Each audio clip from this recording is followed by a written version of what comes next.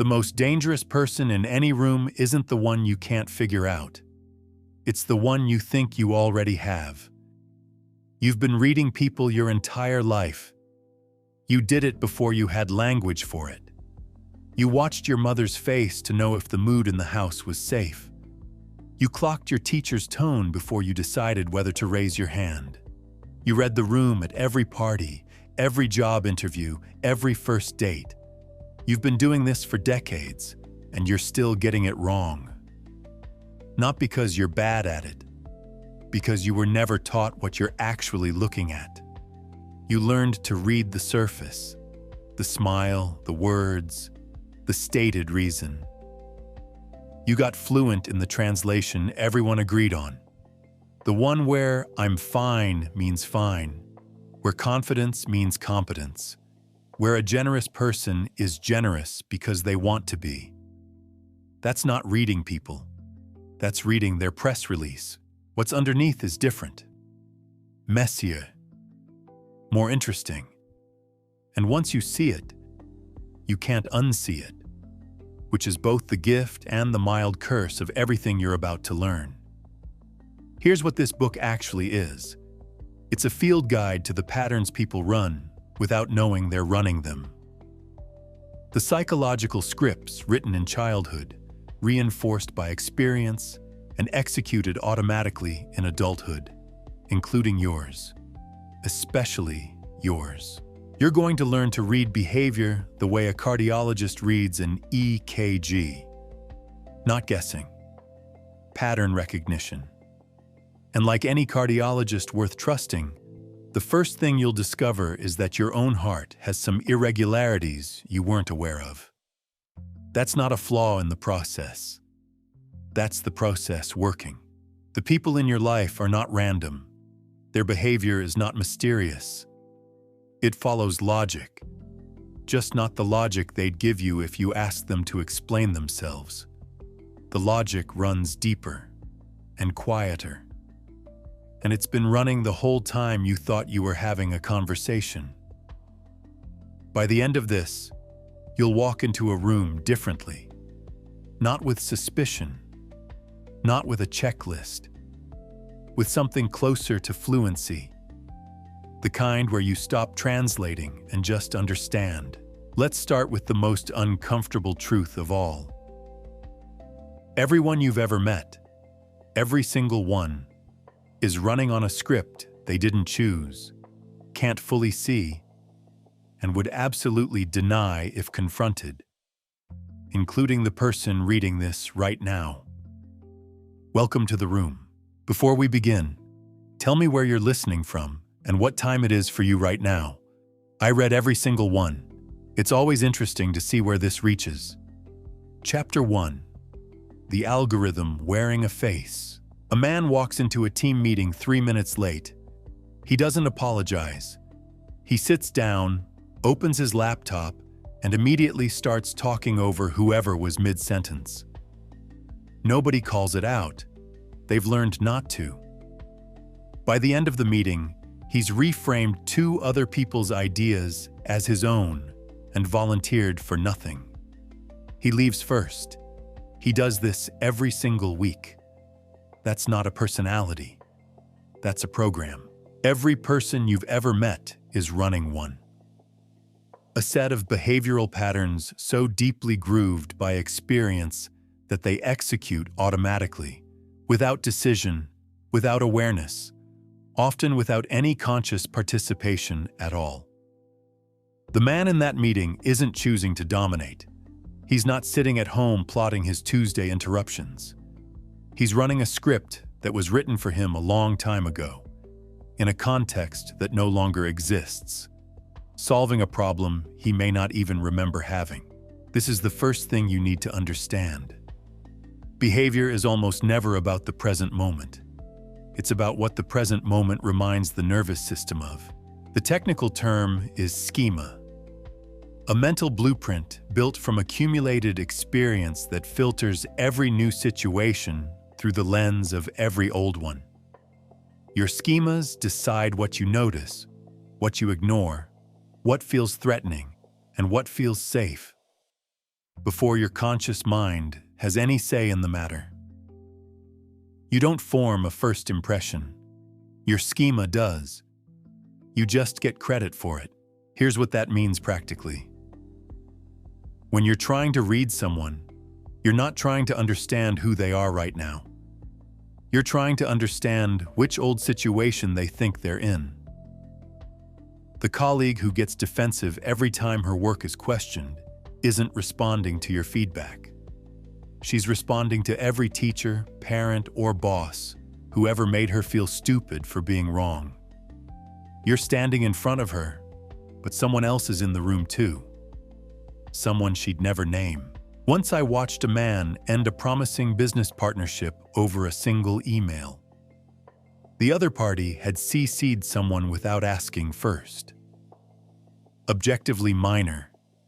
He read it as a betrayal, pulled out within a week, and lost a significant amount of money. Later, in a different conversation, he mentioned almost in passing that his father used to go behind his back constantly when he was a kid. He didn't connect the two. He never did. The schema connected them for him. It always does. So when behavior seems disproportionate, when the reaction doesn't match the situation, that's your signal. You're not seeing a response to what just happened. You're seeing a response to something that happened a long time ago, wearing the current situation like a costume. The emotion is old. The target is just whoever's standing closest. This is why arguing with disproportionate reactions almost never works. You're presenting evidence about the present to a jury that's deliberating about the past. The verdict was already decided before you opened your mouth. What you can do is notice the pattern. Not once. Patterns are only visible in repetition. One outburst is data. 3 outbursts with the same trigger is a map. Start collecting maps. And here's where it gets genuinely interesting. The patterns aren't random. They cluster. The person who gets defensive about their work usually also struggles with criticism in relationships. The person who dominates meetings usually also finds it difficult to ask for help. The person who placates everyone in conflict usually also apologizes for things that aren't their fault. The schema doesn't stay in one lane. It runs across the whole person, which means once you identify one pattern clearly, you've pulled a thread. And the thread connects to everything. There's a temptation at this point, and it's worth naming directly, to use this to feel superior. To walk around quietly diagnosing everyone as though you've just received a psychology degree in your sleep. Resist that. Hard. The same schemas running in the person you're analyzing are running in you. Different content, same architecture. You're not the scientist. You're also a specimen. The man who never apologizes in meetings. Somewhere in his history, apologizing cost him something. Respect, maybe. Safety.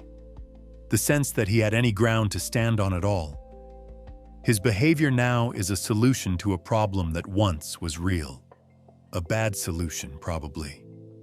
One that creates new problems, but a solution nonetheless. That's what all behavioral patterns are. Solutions to old problems, applied indiscriminately to new ones. Your job isn't to judge the solution. It's to identify the problem it was originally built to solve. Because once you see that, once you understand what someone's behavior is protecting, you understand the person. Not the performance they're giving you, the person underneath it. And that, it turns out, is a completely different conversation. Chapter 2. Words are a costume. She says she doesn't care what people think. She says it often. She said it twice in the same conversation, unprompted, to someone who hadn't asked. That's not confidence. That's a confession. Words are the most heavily edited thing a person produces.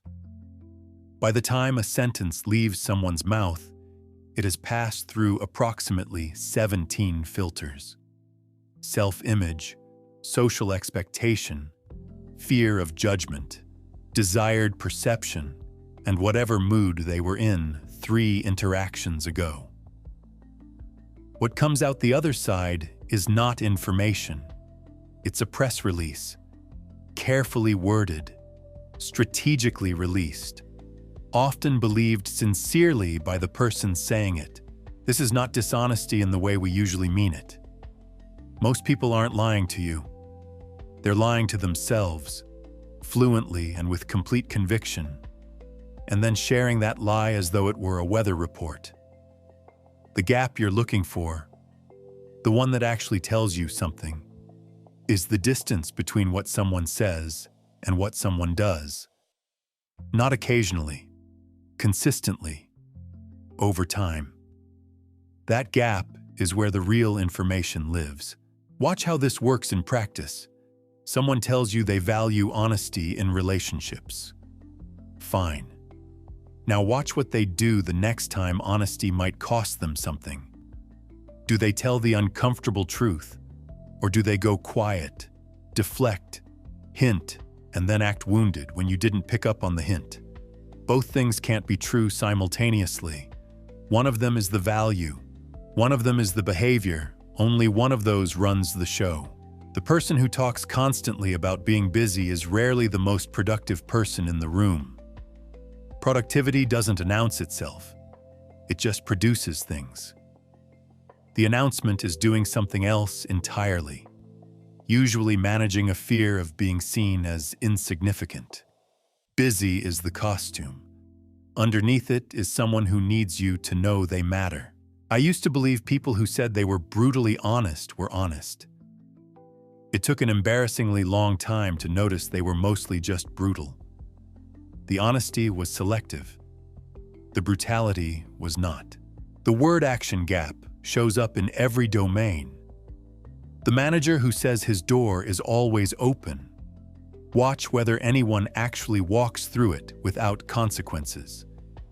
The friend who says, "Call me anytime." Watch what happens when you call at an inconvenient moment. The partner who says they're fine. Watch their body for the next 4 hours. None of this makes these people villains. It makes them human. The self-image we construct is almost always more flattering than the behavior that runs beneath it. We are all, to varying degrees, the hero of a story that the people around us are watching with different subtitles. Here's the thing that makes this genuinely useful rather than just cynical. Once you know the gap exists, once you accept that stated values and operational values are 2 different things, you stop being confused. Confusion is what happens when you take someone's words at face value and then watch their behavior contradict it. You think something went wrong. Nothing went wrong. You just trusted the press release. Start with behavior. Let words be context, not evidence. There's a specific version of this worth spending time on because it's everywhere, and almost nobody names it correctly. It's the person whose words are almost compulsively positive. Everything is great. They're blessed. Things are really coming together. Watch what their actions are actually organized around. Watch what they avoid. Watch what makes them flinch when they think no one's looking. The relentless positivity is not a description of their life. It's a management strategy for something they can't look at directly yet. The inverse exists too. The person who narrates everything as slightly terrible, traffic, their job, their health, their luck, while their actual life, examined from the outside, is objectively fine. The negativity isn't a report, it's a defense. If you expect the worst, you can't be blindsided by it. If you narrate your own life as a mild disaster, no one can accuse you of thinking too highly of yourself and then take you down a peg. Both are costumes, different colors, same function. What you're looking for in all of this isn't proof that someone is lying. You're looking for the operating system beneath the interface. The interface is what they show you. The operating system is what actually runs when the pressure is on, when they're tired, when they're scared, when no one they're trying to impress is watching. That's the version of the person you're actually dealing with. The interface is optional, the operating system is not. So the next time someone tells you who they are, listen, then wait. Watch what they do when being who they say they are costs them something. That moment, that specific moment of friction between stated self and actual behavior, that's the most honest thing they'll ever show you. And they won't even know they showed it. You're still here. 2 chapters in, that's not nothing. Most people who clicked this video moved on before they got uncomfortable. You didn't. Which means something in here is hitting close enough to stay.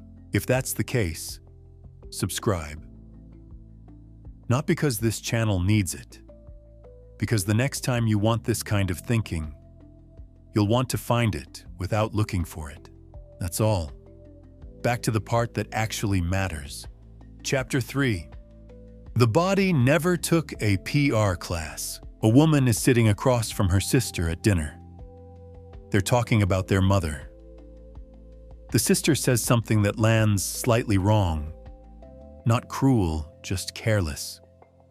For a fraction of a second, so fast it almost didn't happen, something crosses the woman's face.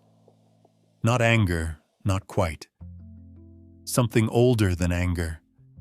Then it's gone. She smiles. She changes the subject. She orders dessert. The dinner continues. Nobody mentions it, but it happened. And if you were watching, really watching, you saw it. The body is the one part of a person that never got the memo about managing perception. The conscious mind learned to edit. The face, the posture, the hands, the feet, they didn't. They're still running on the original firmware, broadcasting emotional states in real time with absolutely no concern for the story the mouth is trying to tell. This is not mystical, it's mechanical. Emotions are physical events before they're psychological ones. Fear happens in the body before you've named it as fear. Disgust contracts the face before you've decided whether to show it. The signal travels faster than the filter, which means there's always a window, usually less than a second, where the truth is visible before the performance catches up. That window is what you're learning to see. Start with the face, because the face is where most people think they're already paying attention, and almost nobody is. The real information isn't in the expression someone holds. It's in the expression that flickers before they hold it. A held expression is a decision. What came before the decision is the data. A genuine smile is a full-face event. The corners of the eyes crinkle. The cheeks lift. The whole structure moves upward like something is actually pulling it. A performed smile is a mouth event. The lips move. The eyes watch you. They don't participate. Once you can see the difference, you see performed smiles constantly. In meetings, at networking events, in family photos, in conversations where someone is being polite rather than present. It's not deceptive exactly. It's just the body has a different answer than the face is giving you. Sadness pulls downward. The inner corners of the eyebrows lift and draw together into a shape that's almost impossible to fake voluntarily. The eyelids get heavy. The jaw softens. The whole face seems to be losing an argument with gravity. You've seen this face. You've probably made this face in a bathroom mirror at some point, and then washed it off before going back to wherever you needed to be. Fear moves fast and usually doesn't stay. The eyes widen. The brows pull up. The mouth opens slightly. It's there and then it's managed. That management, the speed of it, the effort of it, tells you as much as the expression itself. Here's what most people miss. You don't read single signals, you read clusters. One crossed arm means nothing. Could be cold, could be comfortable, could be habit. But crossed arms plus a jaw that's doing something subtle plus feet pointing toward the door, plus a smile that stopped at the cheekbones. That cluster is a sentence. And the sentence has a clear meaning. I watched someone negotiate a contract once. Every time the other party named their number, this person nodded slowly, kept their face professionally neutral, said something non-committal. Perfect poker face. Except their left foot was tapping. Not aggressively. A slow, patient tap that said, "I'm waiting for this to be over." The number wasn't working. They took the meeting to a second round, got better terms. The foot told the whole story before the conversation did. The feet, specifically, are underrated. The face has been socialized. The feet have not. Where someone's feet point when they're standing in a conversation tells you where they actually want to be. Feet towards you, they're present. Feet angled away. They're already leaving, physically or mentally, even if their face is still doing the polite thing. In groups, watch where feet cluster. The social geometry of a room is written in shoe direction. Hands tell you about anxiety. Not the obvious fidgeting. That's well documented and oversighted. The more interesting signal is when hands go still, genuinely still. People under stress sometimes freeze physically. The natural, small movements, the unconscious adjustments, the gestural punctuation of normal speech disappear. What's left is a controlled stillness that takes effort to maintain. Effort is visible if you're looking. Voice changes are worth treating seriously. Not the content of what's said, the texture of how it's said. Pitch rises slightly under stress. The throat tightens. Speech either accelerates, rushing through uncomfortable territory to get it over with, or it slows and becomes oddly deliberate, as though each word is being selected from a list. Either direction is a deviation from baseline. Deviation from baseline is the signal. Baseline is everything. This is the part that most treatments of body language skip because it requires patience and it can't be reduced to a chart.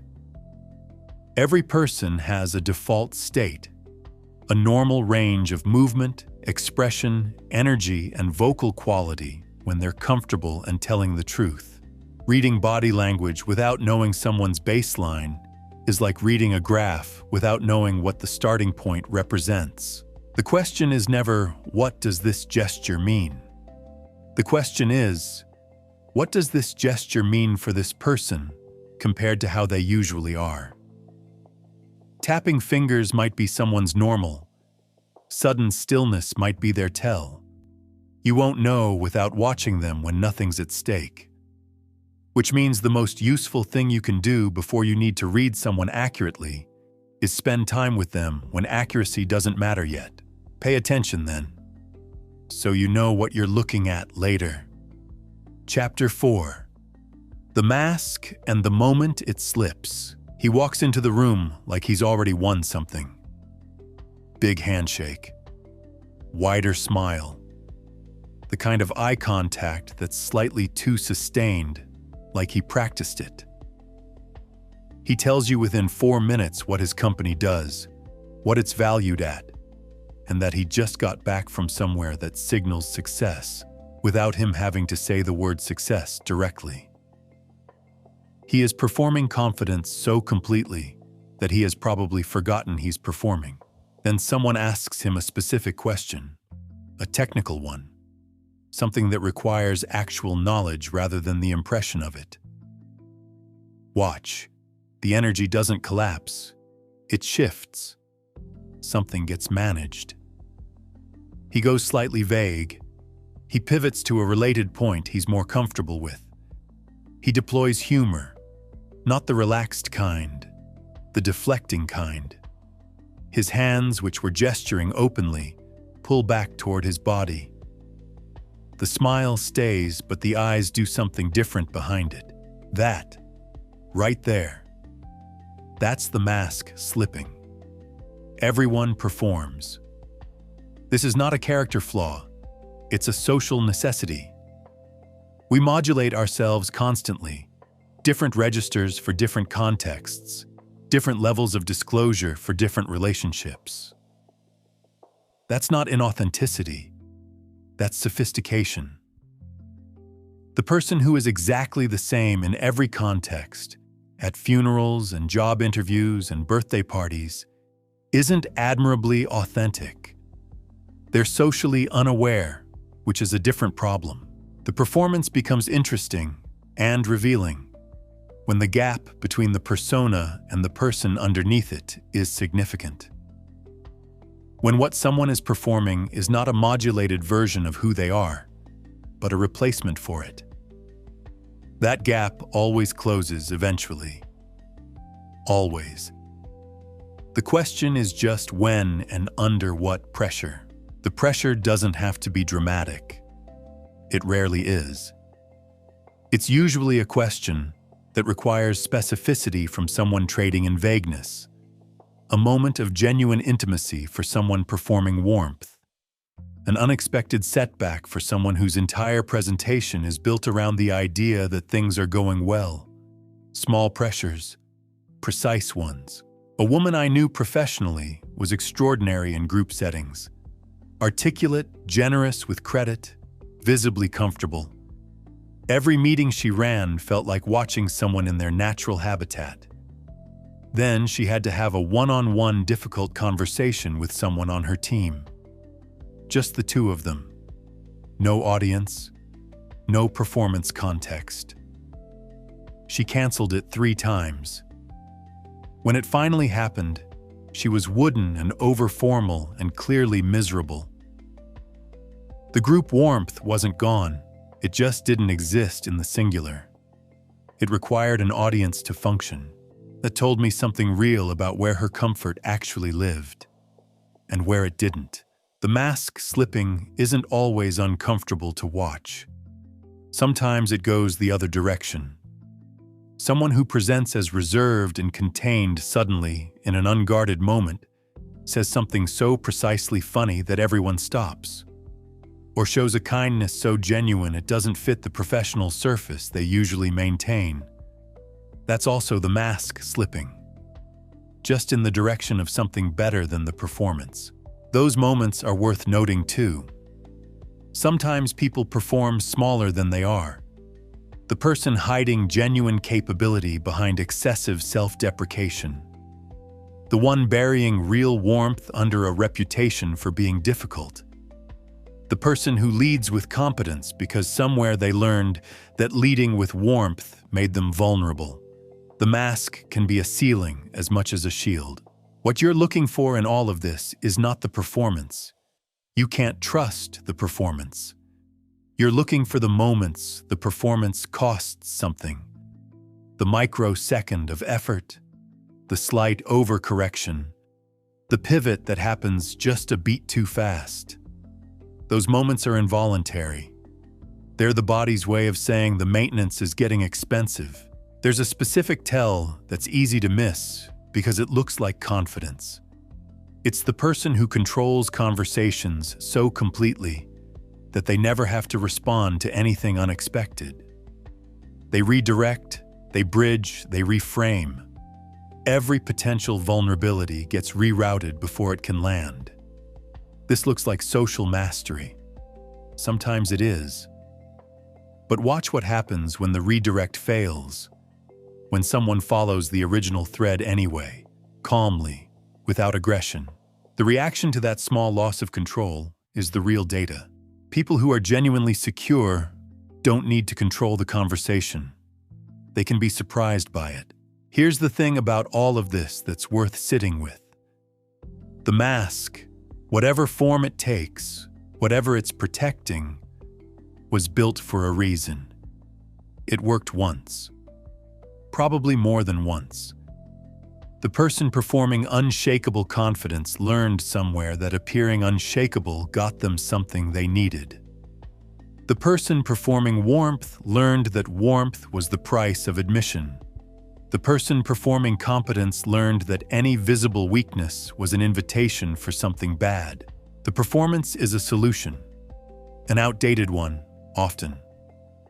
But a solution. Which means when the mask slips, what you're seeing underneath isn't weakness. It's the original problem. The one the mask was built to solve. And that problem is always more human, more understandable, and more sympathetic than the performance covering it. See the slip. Understand the architecture. Don't use it as leverage. That last part matters more than everything else in this chapter.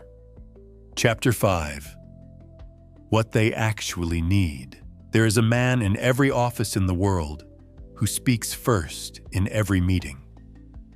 Not because he has the most to say, not because his ideas are consistently better. He speaks first because the 3 seconds of silence before someone talks feels, to him, like a verdict. Nobody has explained this to him. He wouldn't accept the explanation if they tried. He just knows that silence is uncomfortable, and filling it is relief. So he fills it. Every time. Without deciding to. And then the meeting runs slightly longer than it needs to, and everyone leaves a little flatter than they arrived, and he goes back to his desk feeling fine, and nobody understands why the dynamic keeps happening. The reason is simple. He needs to be heard. Not because he's selfish, because being heard is, for him, the difference between feeling real and feeling invisible. That need is running his behavior so completely that he has no more awareness of it than you have of your own heartbeat. This is the layer most people never reach when they're trying to understand someone. They stop at behavior. They categorize the behavior. Difficult, dramatic, needy, aggressive, and they respond to the category. They never ask what need is producing the behavior. And the need is the only thing that actually explains anything. Human beings are need-driven at a level that is almost embarrassingly mechanical once you see it. Not needs in the vague, aspirational sense. Specific psychological needs, running continuously in the background, shaping every decision and reaction and relationship, without ever announcing themselves directly. They don't get to announce themselves. That would require a degree of self-awareness most people spend their entire lives successfully avoiding. The needs cluster into recognizable types. Not boxes, people are not boxes, but gravitational centers that pull behavior in consistent directions. Some people need to be right, not to find the right answer, to be the person who had it first. Watch what happens when they're wrong in front of others. The argument doesn't stop because evidence arrived. Evidence is evaluated for whether it can be rebutted. Logic gets stretched. Goalposts relocate quietly. The conversation continues until something that feels like winning becomes available. This is not stubbornness in the ordinary sense. It's protection. Somewhere in the architecture of that person, being wrong in front of others was made to feel like being exposed as fundamentally inadequate. The brain learned the equation, wrong equals worthless, and has been defending against it ever since. You're not arguing about the facts. You're arguing against the equation, and you will lose because the equation is older than the conversation and has more at stake. The need for control runs on similar logic. The person who micromanages, who struggles to delegate, who gets visibly uncomfortable when plans change.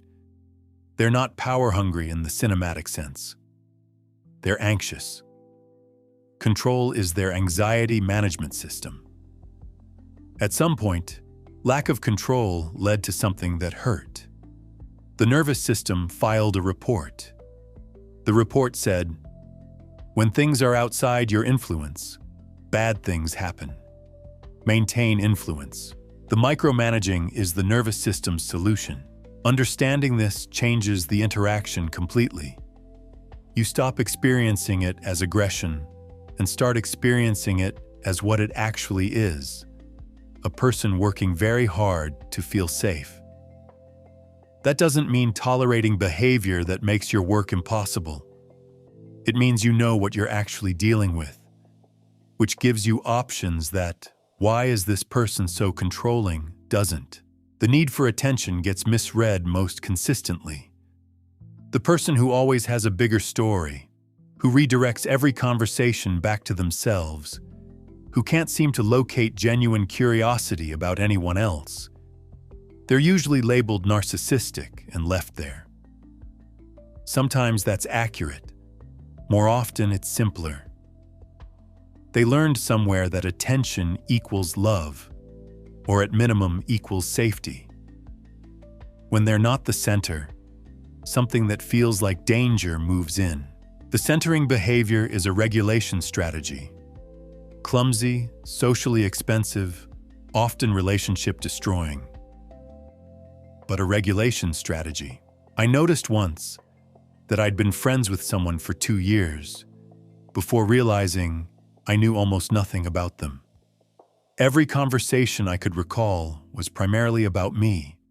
They asked good questions, they listened well, they remembered details, and they never, not once, offered anything equivalent in return. When I finally noticed and gently named it, they looked genuinely startled, not defensive, startled. They hadn't known they were doing it.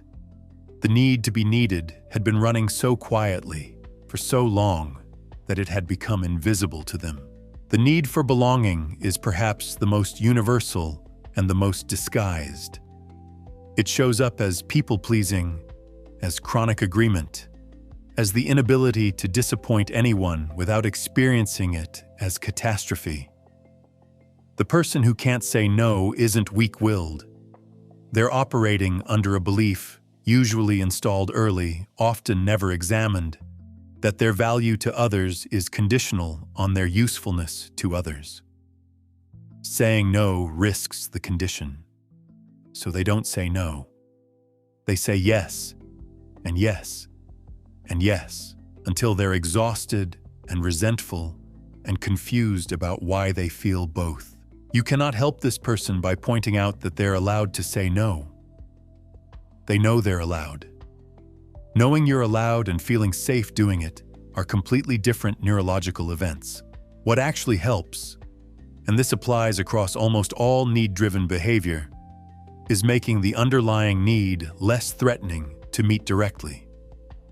The person who needs to be right becomes less defensive in environments where being wrong isn't treated as an event. The person who needs control becomes less controlling when they're given more information earlier.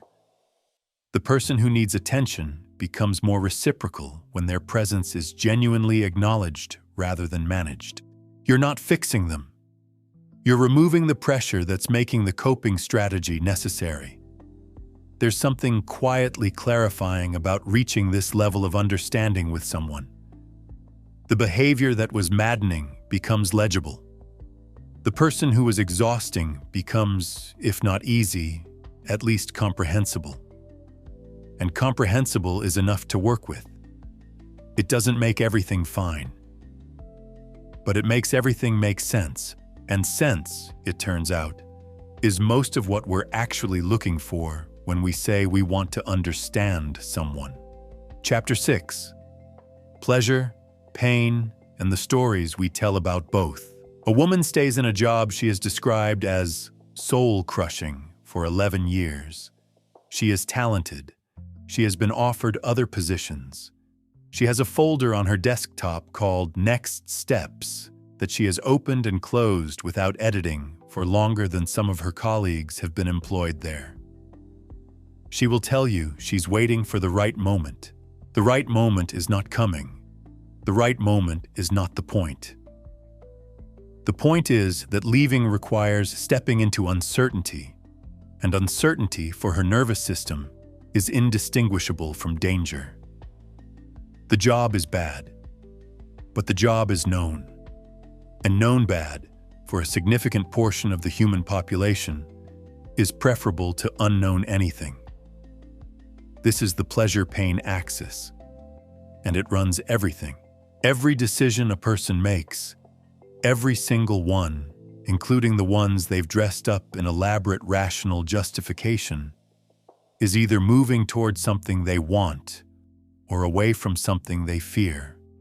Sometimes both simultaneously, which is where it gets complicated and interesting. But the direction is always one of those two. There is no third option. This sounds reductive. It isn't.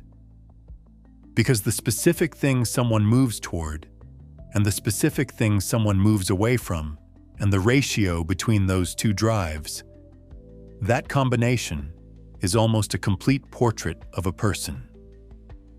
Once you know which way someone runs, you know how they'll respond before the situation happens. Pleasure-driven people are easy to spot in motion. They're the ones who light up at possibility. Show them an opportunity and watch their energy shift.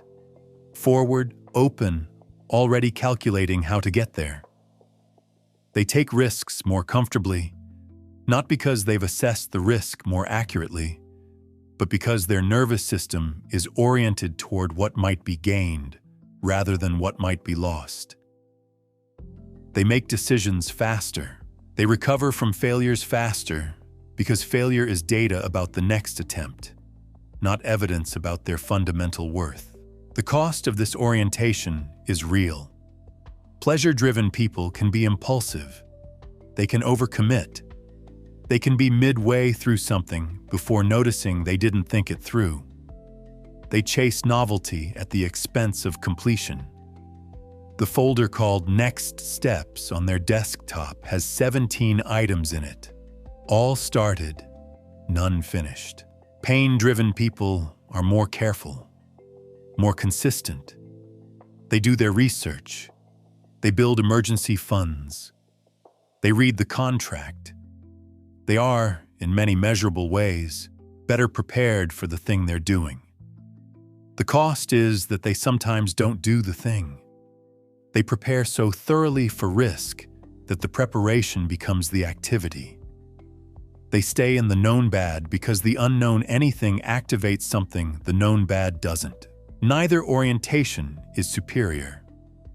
Both are solutions to the same problem. How do I get through this life with as little damage as possible? Executed with different assumptions about where damage comes from. What makes this genuinely useful is learning to read which system someone is running before you try to motivate, persuade, or support them. Because the framing that works for one is nearly invisible to the other. Tell a pleasure-driven person about everything they stand to gain, and they're already leaning forward before you finish the sentence. Tell them about everything they stand to lose, and they hear it, file it, and return to the gain calculation. Loss is not their primary language. It registers, but it doesn't move them the same way.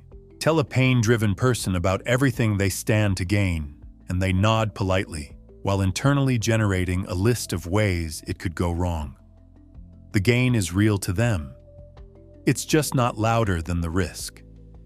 But tell them about what they stand to lose by not acting. The slow erosion of an opportunity. The compounding cost of inaction. The specific pain that's already present and growing. And something shifts. You're speaking their language now. Same information, completely different neurological address. I used this wrong for years. I'm oriented toward possibility, which meant I defaulted to possibility framing with everyone, because it worked on me, and I assumed it would work the same way on others. I watched people nod at my enthusiasm and do nothing. I thought they weren't motivated. They were motivated. They were just waiting for me to tell them what they'd lose. I never did. I kept showing them what they'd gain. We kept having the same conversation. Fear is where this gets most specific and most important. Because pain avoidance isn't monolithic. People are not simply avoiding pain in general. They're avoiding a particular kind of pain, usually one they've experienced before in a way that left a mark. Fear of rejection organizes an entire behavioral profile. The person running this fear watches social dynamics with exhausting vigilance. They calibrate everything, what they say, how they say it, when they say it, against the question of how it will land. They don't share opinions that might be unpopular. They don't create conflict, even when conflict would serve them. They agree more than they believe and disagree less than they think. In a group, they wait. They watch which way the consensus moves and position themselves within it. Not cowardice. Navigation. Their nervous system learned that being outside the group has a specific cost, and it is not willing to pay that cost again. Fear of failure builds different architecture. The perfectionist who won't submit until it's ready, and it's never quite ready. The person who doesn't apply for the position they're clearly qualified for, because what if they get it and then can't perform? The one who would rather not try than try visibly and fall short, because falling short in private is survivable, and falling short in public is, to their nervous system, a different category of event entirely. Fear of insignificance is the one people are least likely to name in themselves and most likely to perform loudly in public. The name-dropping, the credential leading, the social media curation that is less a record of a life and more an argument for a life's value. These are people doing math, continuous, exhausting math, about whether they matter enough. The behavior that looks like arrogance is almost always this math, made visible. What all three fears have in common is that they're not irrational. They're extrapolations from real data. The person terrified of rejection was rejected in a way that cost them something significant. The person terrified of failure was in an environment where failure was genuinely unsafe. The person terrified of insignificance was, at some point, genuinely invisible to someone whose visibility mattered. The fear was the correct response to the original situation. The problem is that the original situation ended, and the fear didn't get the update. It's still running the old calculation, in new situations, with new people, producing behavior that confuses everyone, including sometimes the person producing it. That's not a character flaw. That's a nervous system doing its job with outdated information. Your job, when you're reading someone, is not to judge the calculation. It's to understand what data the calculation is based on. Because once you know that, the behavior stops being confusing and starts being almost inevitable. And inevitable, strangely, is easier to work with than confusing. Chapter 7. The pyramid nobody admits they're climbing. A man spends 45 minutes at a dinner party explaining his investment portfolio to someone who didn't ask. The someone didn't ask once, didn't ask twice, and by the third redirect attempt had begun making eye contact with the nearest exit. The man noticed none of this. He was still talking about diversification. He is not trying to be tedious. He is trying to feel safe. This distinction matters more than almost anything else in this chapter. Abraham Maslow organized human needs into a hierarchy in 1943 and people have been oversimplifying it ever since. The pyramid gets referenced in business schools and self-help books as though it's a checklist. Meet the bottom needs, ascend to the top, become a fully realized human. Clean, sequential, wrong, mostly. What the pyramid actually describes is a system of competing urgencies. The needs at the bottom are not completed and set aside. They're ongoing. They flare. They respond to circumstance. A person can be operating at the top of the pyramid on a Tuesday and back at the bottom by Thursday because something happened on Wednesday that made the ground feel unsteady again. The pyramid is not a ladder you climb once.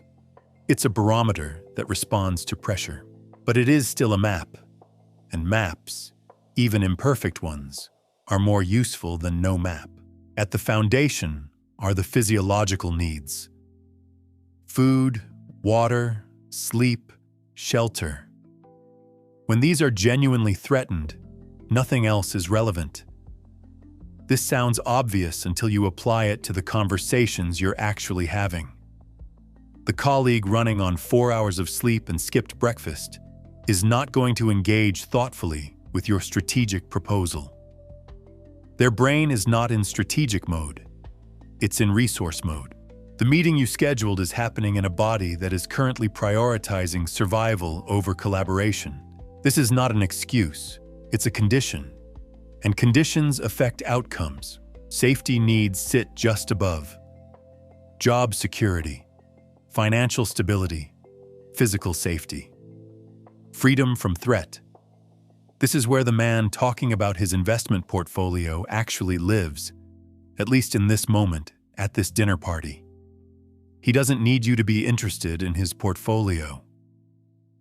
He needs to feel economically substantial. The portfolio is evidence. He's presenting it because somewhere underneath the dinner party conversation is a quiet, persistent anxiety about whether he's going to be okay. The talking is the anxiety solution. Not a good solution, but the only one available to him right now. Once you see safety-level behavior, it's everywhere. The employee who never takes vacation because being away makes them feel dispensable. The person who can't stop checking their phone for work emails after hours. Not ambition, vigilance. The one who agrees with everyone in the meeting, not because they're conflict-averse by nature, but because conflict feels, at some level, like a threat to their position. These are not personality traits. These are people living slightly too close to the edge of their security and organizing their behavior around not falling off it. You cannot talk a safety-level person into risk-taking. You cannot inspire them upward with vision and possibility while the foundation feels unstable. The inspiration lands, genuinely, and then gets overridden by the older, louder signal that says this is not safe. You have to address the foundation first. Or at minimum, understand that you're talking to someone who is simultaneously listening to you and monitoring for danger. Belonging needs come next. And this is where the gap between what people say they want and what they actually organize their lives around becomes most visible. People will sacrifice significant career advancement, financial gain, and personal comfort to remain in proximity to people they feel connected to. They will stay in cities they've outgrown. They will stay in relationships that have run their course. They will take lesser opportunities over better ones, because the better one requires leaving the network that makes them feel real. This is not weakness. This is the hierarchy working correctly. Belonging is a genuine need, not a preference. Isolation is not merely unpleasant. It's damaging in measurable physical ways. The person prioritizing connection over advancement is not making an irrational choice. They're making a choice that their nervous system is correctly identifying as important. The problem comes when the belonging need is invisible to the person experiencing it. When they tell themselves and everyone else that they're staying for practical reasons, while the actual reason, "I cannot bear to leave these people," goes unnamed. The unnamed need runs the decision. The practical reasons are the story told afterward. Esteem needs are where the dinner party really happens. The need to be respected, recognized, to have your competence acknowledged, to matter within your social and professional context. This level produces some of the most legible behavior of the entire hierarchy, and some of the most misread. The person who needs esteem is not necessarily arrogant. Often they're the opposite. Someone whose sense of their own value is genuinely uncertain, and who therefore needs external confirmation of it on a fairly continuous basis. The achievement chasing, the credential displaying, the need to be visibly successful. These are not the behaviors of someone who is certain of their worth. They're the behaviors of someone who is not, and who has found that external markers temporarily quiet the uncertainty. Temporarily is the operative word. The confirmation wears off. It always does, which is why the need reasserts itself so reliably, driving the next achievement, the next validation, the next opportunity to demonstrate value publicly. Not greed.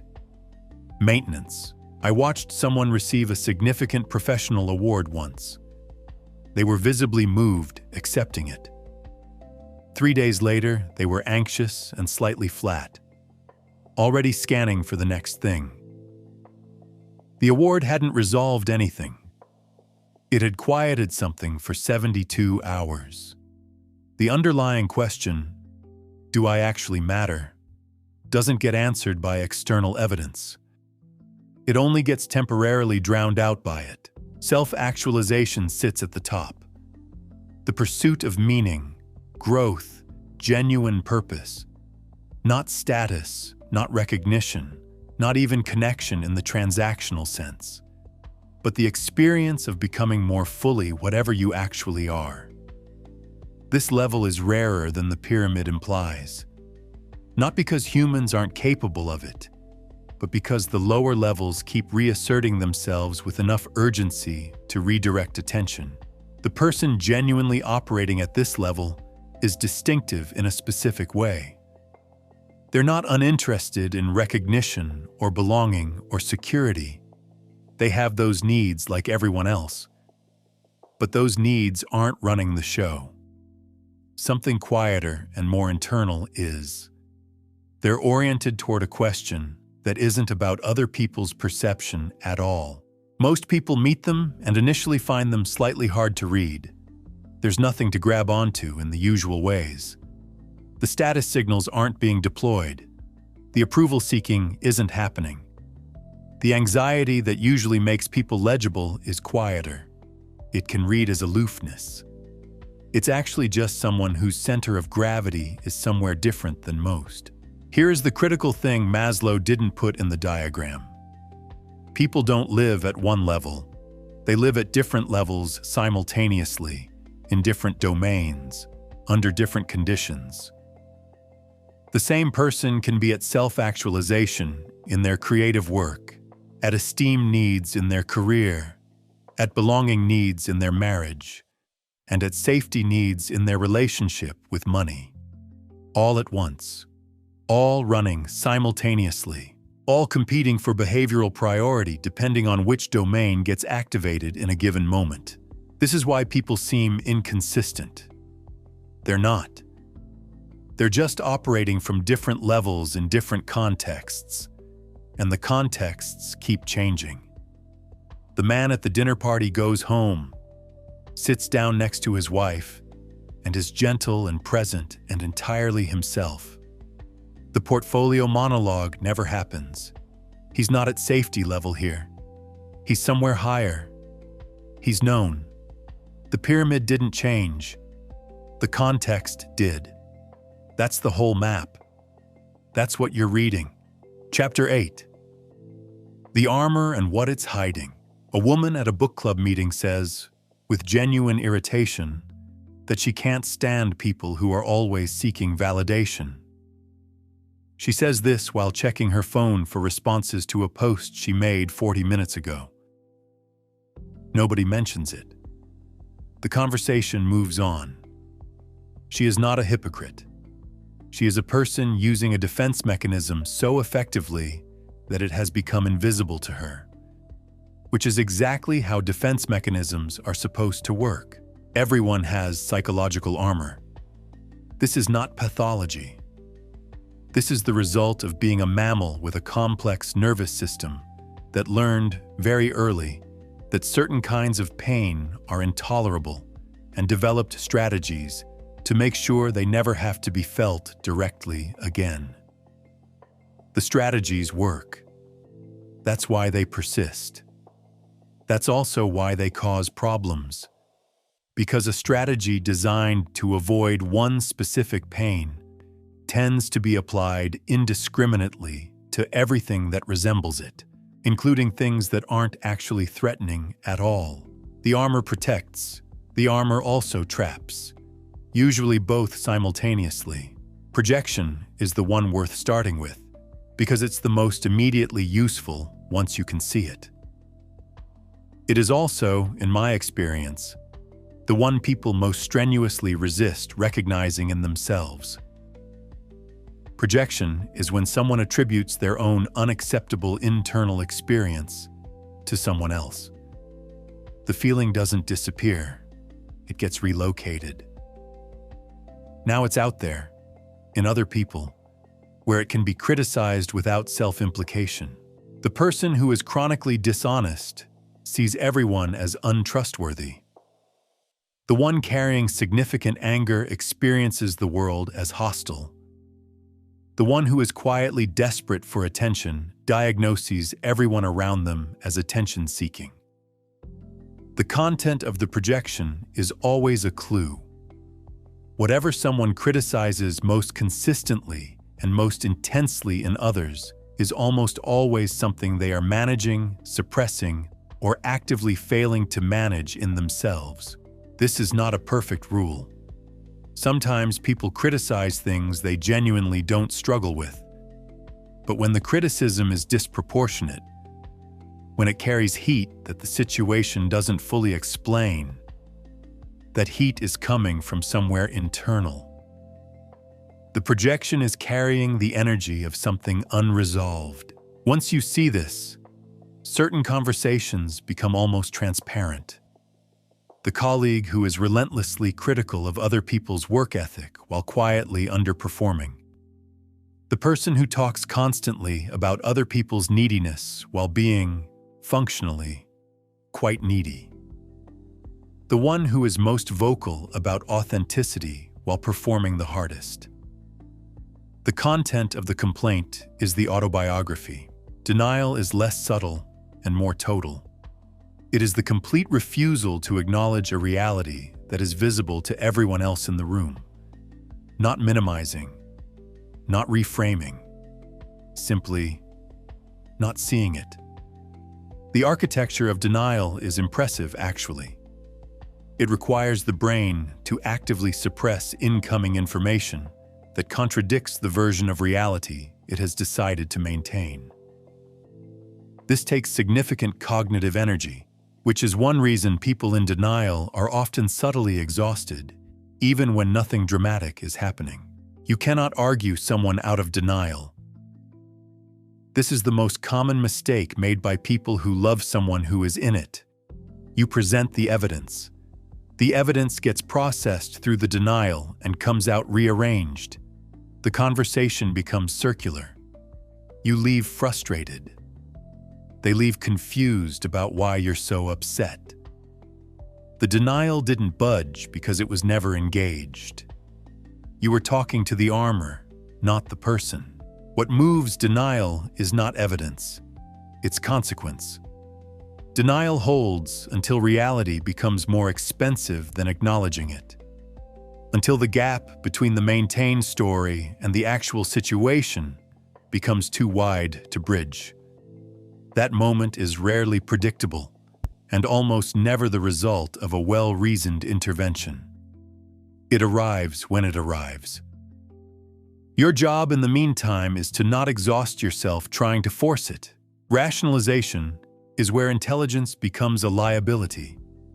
It is the construction of logical-sounding explanations for behavior or outcomes that are actually driven by emotion or unacknowledged need. The smarter the person, the more convincing the rationalization. A highly intelligent mind can generate plausible justifications for almost anything it's already decided to do, at a speed that makes the justification feel like the cause rather than the cover. The person who didn't get the job and immediately surfaces 12 reasons why they didn't really want it. The one who ends a relationship and retrospectively reconstructs the entire history to confirm the ending was inevitable and correct.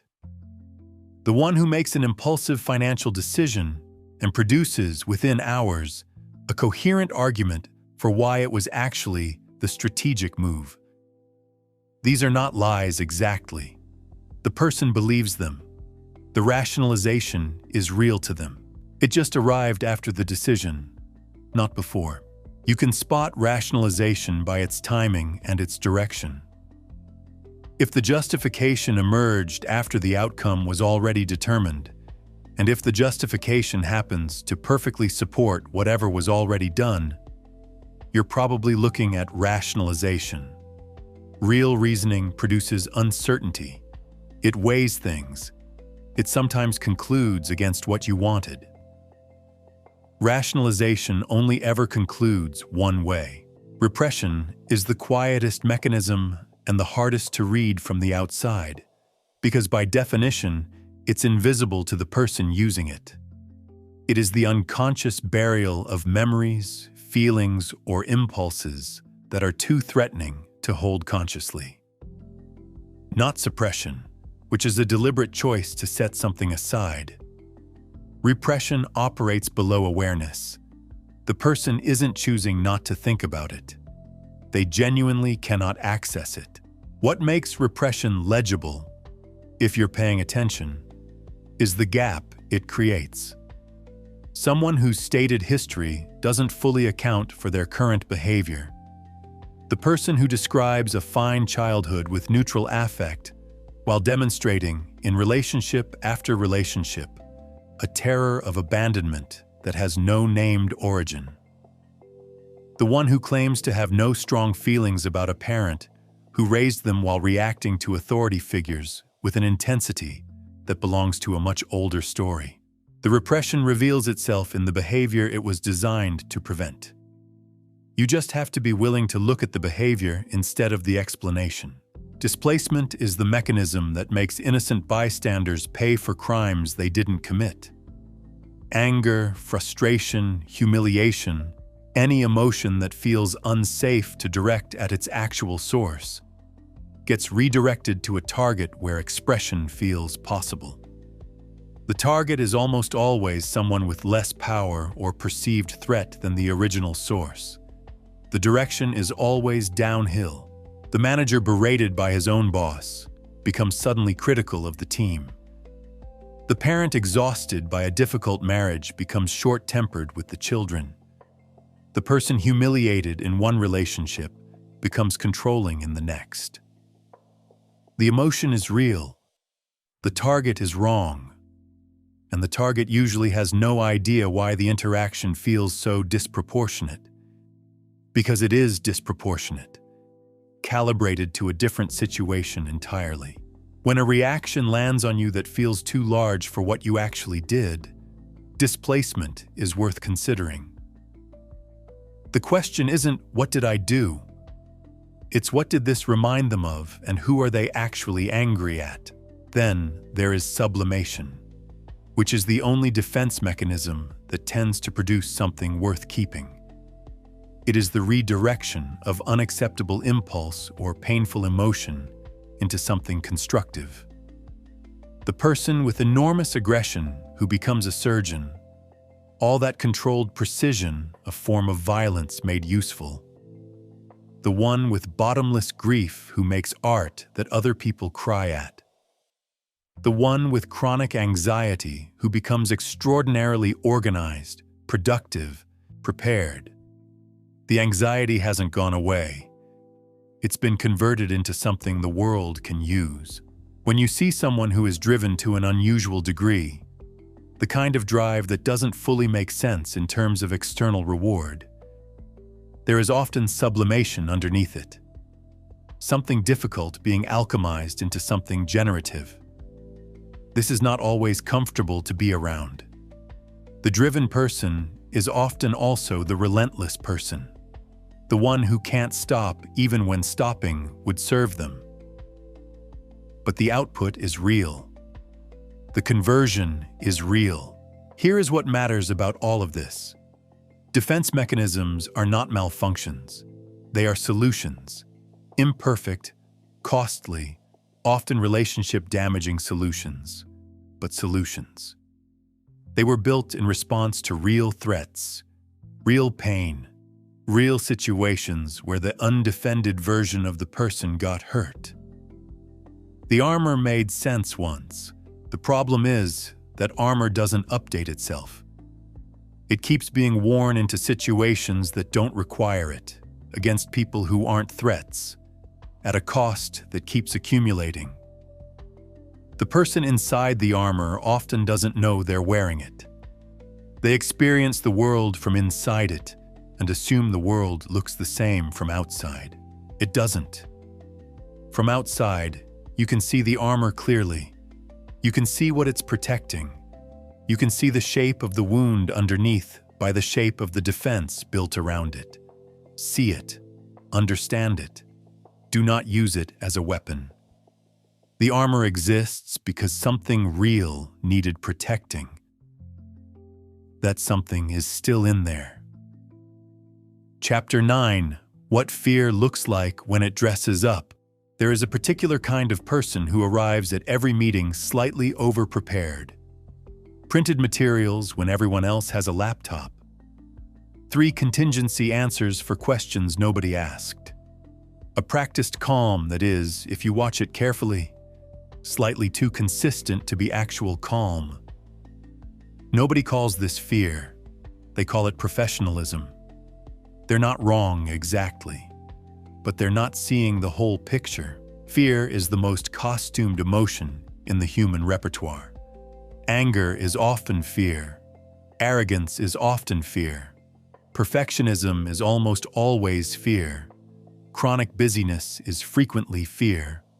The person who can't stop working, can't stop achieving, can't stop optimizing.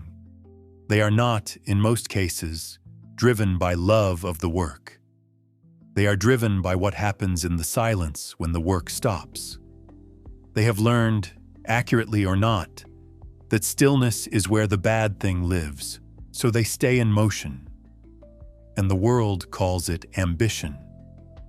This chapter is about learning to see what's underneath the costume, not to expose people, not to reduce them.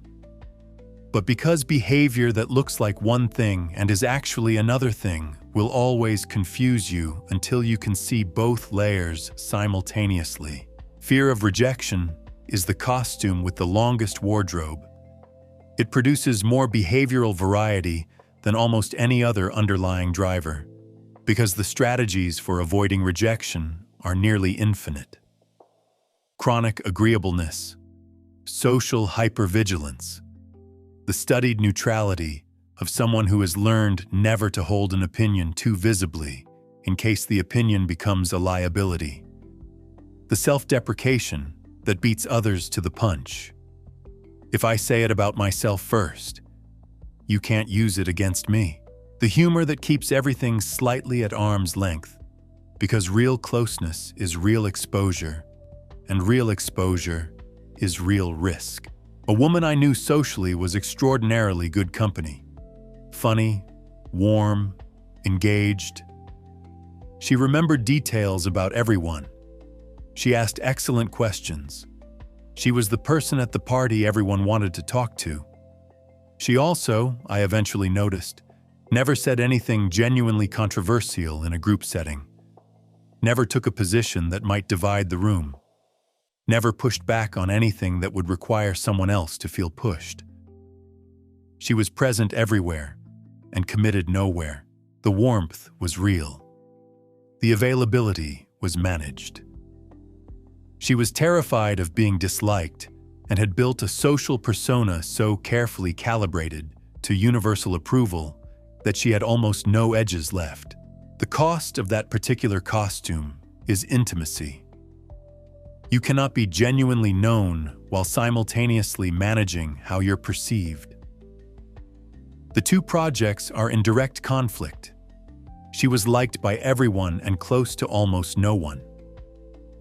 The fear that was supposed to keep her safe had built a very comfortable, very lonely room.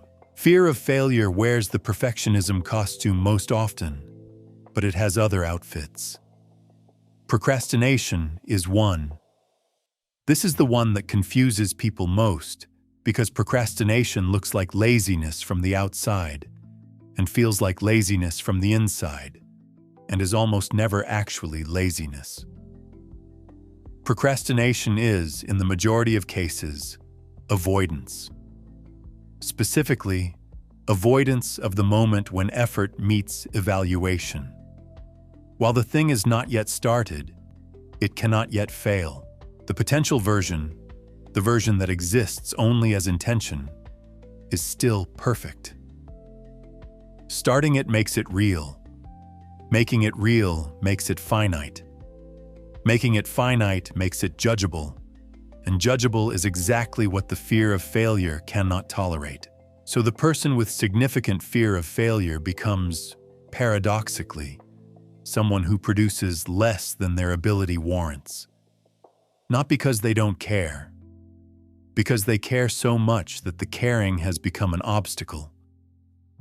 The standard they hold for themselves is so high that beginning feels like the first step toward not meeting it. I have rewritten first sentences for longer than I should admit, before deciding the real problem was that I was afraid of what the second sentence would require me to commit to. This is not a productivity issue. This is a specific, recognizable fear wearing a very convincing work ethic costume. Fear of insignificance is the one that generates the most noise. It is also the one people are most likely to perform in public while denying in private, because the performance is the point. You cannot feel significant in a vacuum, only in relation to other people's awareness of you. So the behavior produced by this fear is inherently social, inherently visible, and inherently legible once you know what you're looking at. The name dropping is not a character flaw, it's a calculation. The name being dropped is evidence in an ongoing internal case being made for the person's own importance. Every credential mentioned, every connection referenced, every achievement placed into conversation with just slightly too much casualness. These are not bragging in the simple sense. They're arguments. The person is arguing continuously against a verdict they're afraid is already in. The verdict that says ordinary, forgettable, interchangeable. The social media curation that looks like confidence is almost always this fear in its most contemporary costume. The carefully constructed image is not a record of a life. It's a defense against a specific nightmare, the nightmare of being seen as unremarkable. Every post is a preemptive strike against invisibility. Understanding this doesn't make the behavior less exhausting to be around. It makes it less personal, and less personal is more manageable. Here is what all three fears share underneath the different costumes. They are predictions. Specifically, they are predictions based on data that is old, from situations that have ended, made by a nervous system that is still treating those situations as ongoing. The person afraid of rejection is predicting rejection based on rejections that have already happened. The person afraid of failure is predicting failure based on failures, or observed failures, or threatened failures that occurred in a context that no longer exists. The person afraid of insignificance is predicting invisibility based on a time when they were genuinely unseen. The prediction is not irrational. It was rational once. The problem is that predictions don't expire automatically. They have to be consciously updated, which requires first being aware they're running, which requires a degree of self-examination that most nervous systems actively resist, because the examination itself feels threatening. So the predictions keep running into new situations, against new people, producing behavior that the new people experience as confusing or disproportionate or difficult, while the person producing it experiences it as simply responding to what's happening. From inside the fear, the costume and the fear are the same thing. There is no experience of wearing a costume. There is only the world, which keeps producing situations that require this particular response. From outside, if you're watching carefully, you can see the seam, the place where the costume meets the person, the slight over-intensity that doesn't quite fit the situation, the reaction that's calibrated to a different room, a different time, a different threat. That seam is not a flaw.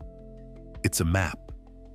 It tells you where the person has been hurt, and in what direction, and how long ago, and how much it still matters. Read the seam, not to exploit it, not to name it out loud at a dinner party, but to understand that the difficult behavior in front of you is not about you. It was never about you. It was already running before you arrived. You just happened to be wearing the right costume to trigger it. Chapter 10. Reading the room you're also in. A man is absolutely certain his colleague is defensive and difficult to work with. He has evidence, multiple interactions, documented internally, reviewed repeatedly. He is correct that the interactions were difficult. He is incorrect that he was a neutral observer of them. He was in the room. He was in the interactions. He was, without knowing it, contributing to exactly the dynamic he was diagnosing. This is the chapter most people skip in their heads. Not in books, in actual practice. It's easy to develop sophisticated pattern recognition for other people's behavior while maintaining a remarkably incomplete picture of your own. The same mechanisms that make other people legible make you legible too. To them. In ways you cannot fully see from inside your own experience. You are not the scientist. You are also a specimen. This is not a comfortable thing to sit with. It's worth sitting with anyway. Start with the simplest version of it. Your presence changes the behavior you're trying to observe. This is not metaphysics. It's physics. When you walk into a room, you introduce a variable. How you carry yourself, what energy you bring, what you signal through your posture and your eye contact and your opening words. All of this affects how the people in the room respond. The responses you then observe and interpret as revealing something true about those people are actually revealing something true about the interaction, which includes you. The person you've decided is cold and withholding. Have you considered what you might be doing that is producing coldness as a reasonable response? The colleague who is always defensive around you, is it possible that something in how you deliver feedback activates defensiveness before the feedback has even landed? The friend who never opens up, is the environment you create when you're together actually safe for opening up? Or does it only feel that way from your side? These are not accusations. They're questions. The distinction matters. There is a particular blind spot worth naming specifically because it is nearly universal. people consistently underestimate how much of their internal state leaks into their external behavior. You think you're hiding your impatience. You're not hiding your impatience. You think your skepticism is internal. It's on your face. You think you've successfully performed enthusiasm for an idea you don't believe in. The people in the room felt the performance. They just didn't say anything. We are all broadcasting continuously. The signal is not always what we think we're transmitting. I spent a long period of time genuinely confused about why certain conversations with a particular person kept ending the same way, with them shutting down and me feeling like something had gone wrong that I hadn't caused. Eventually, with some distance, I watched a recording of a similar conversation I'd had in a professional context. My face, when I disagreed with something, did something I had no idea it was doing. Not dramatic, just a specific configuration that apparently communicated something closer to contempt than skepticism. I thought I was thinking. I was apparently broadcasting a verdict. The person I kept confusing wasn't being irrational. They were responding to something real. I just couldn't see it from where I was standing. Your blind spots are not random.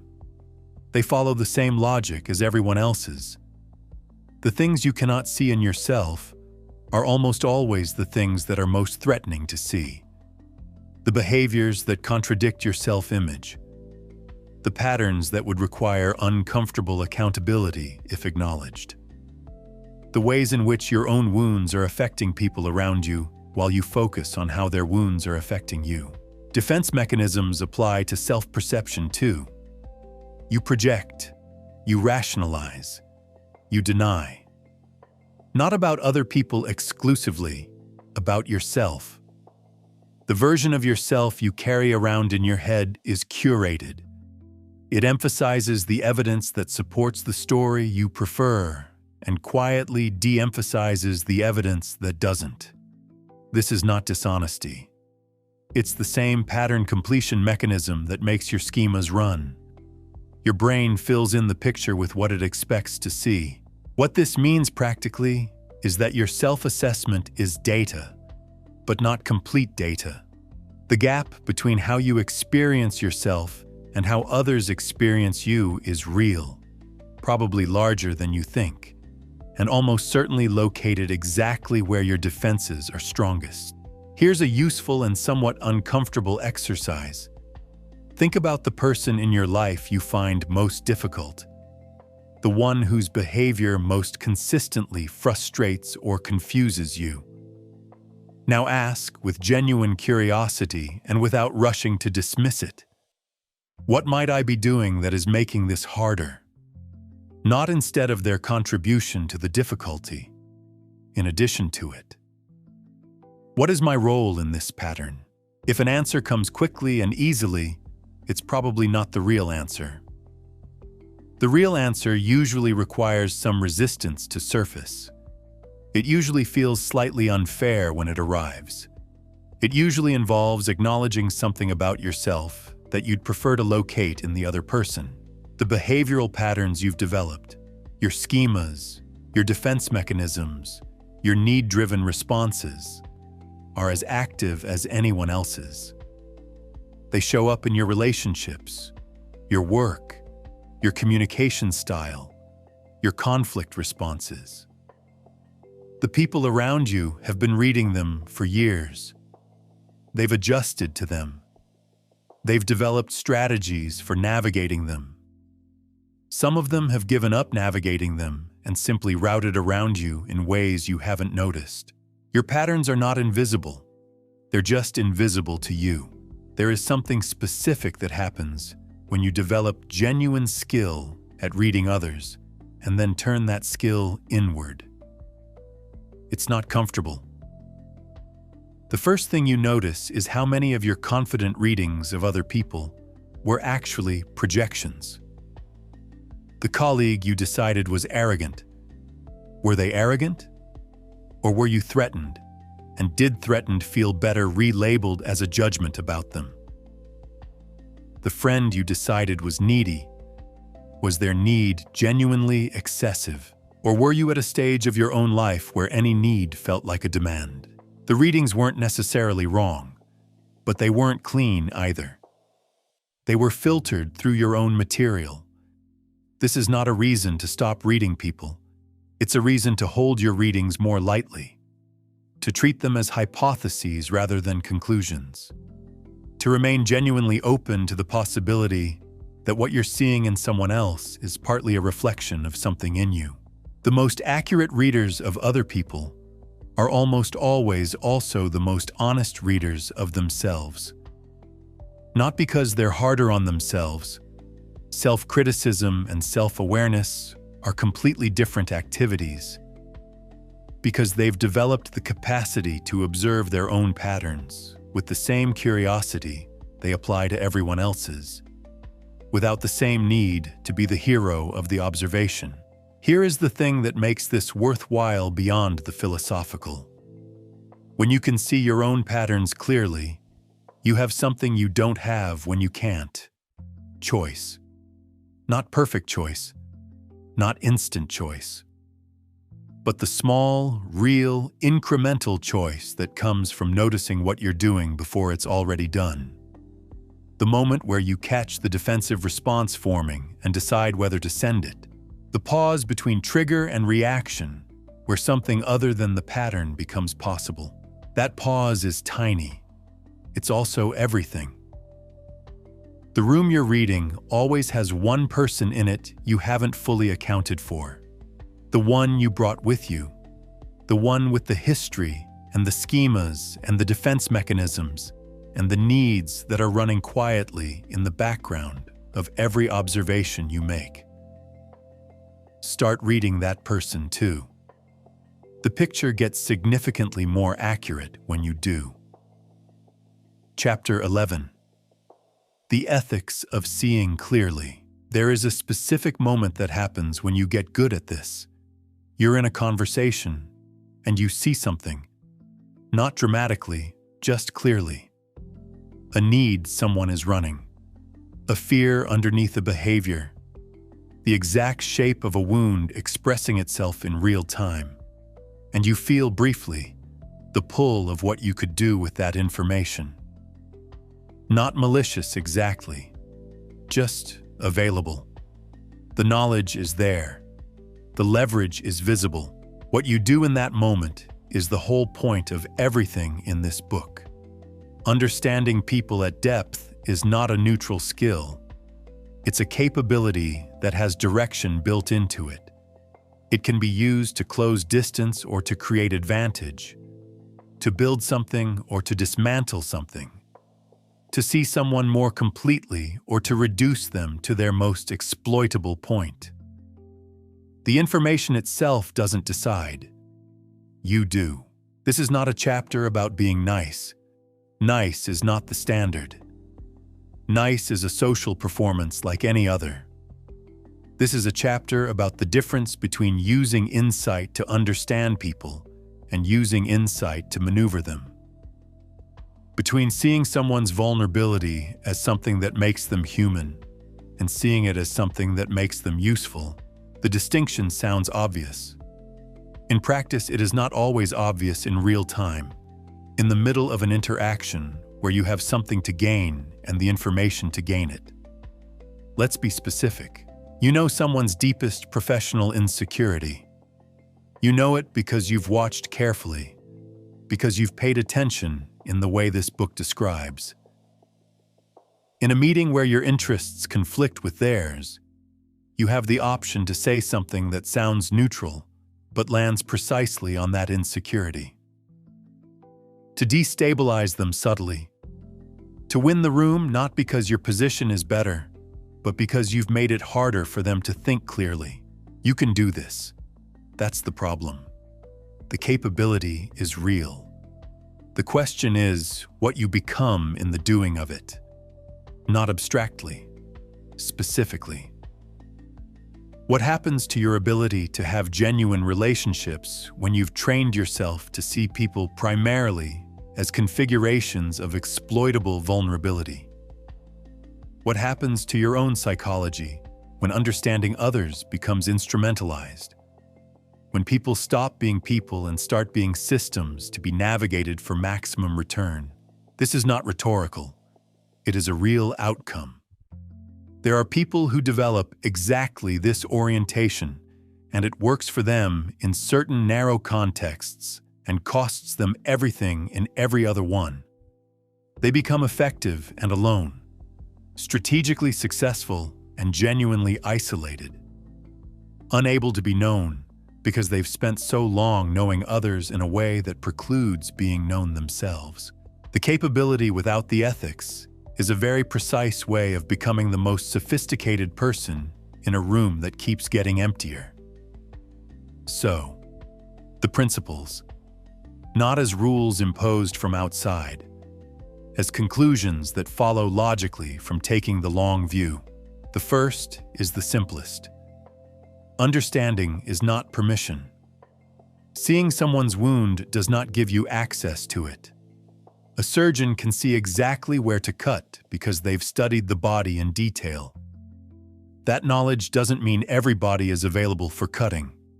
The knowledge and the permission are completely separate things. When you understand someone's psychological architecture, you have knowledge. What you do with it requires a separate decision entirely. The second is about proportion and context. Not everything you see needs to be named. Not every insight needs to be delivered. There is a version of this skill that tips into something uncomfortable. The person who has read enough psychology to have a diagnosis for everyone and cannot resist sharing it. Who meets your behavior with an explanation of your behavior that is possibly accurate and almost certainly unwelcome.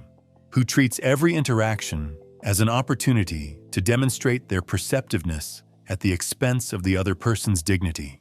Accuracy does not make an observation kind. Timing matters. Relationship matters.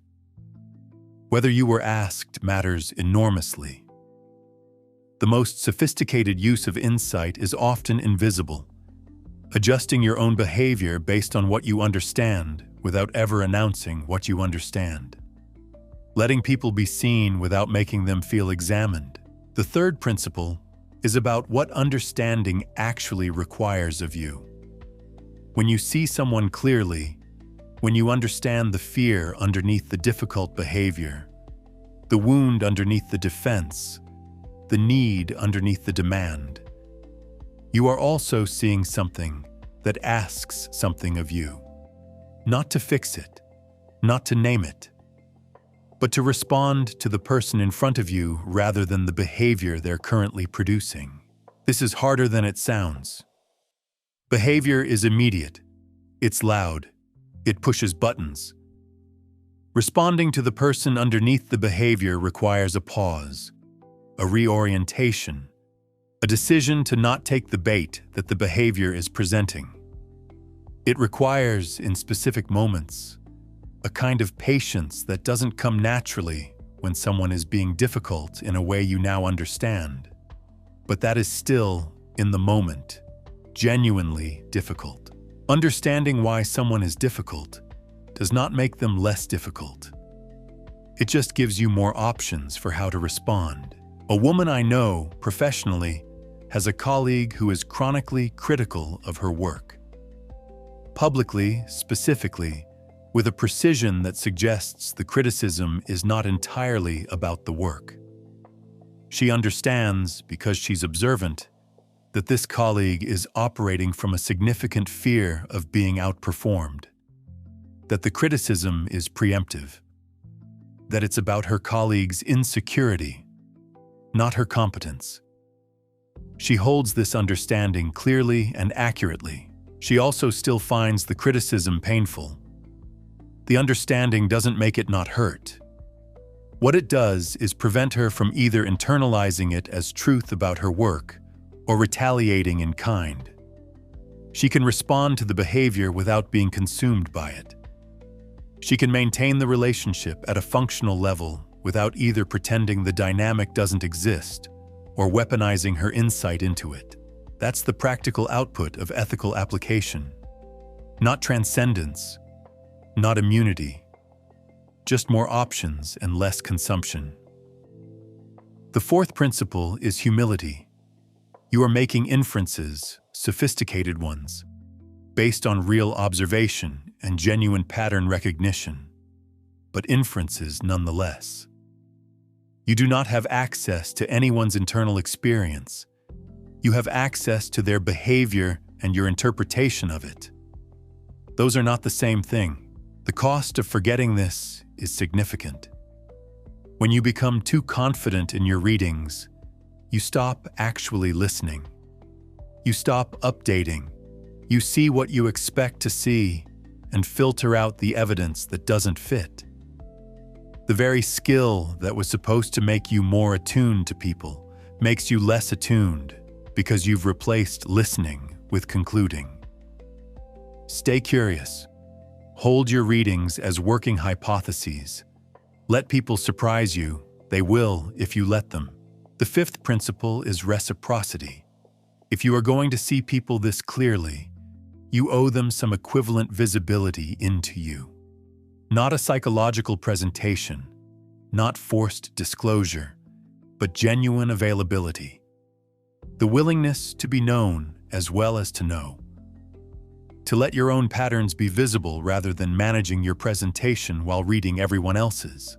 There is something deeply unfair about the person who develops sophisticated insight into others while remaining strategically opaque themselves, who uses understanding as a form of power while denying others the equivalent access.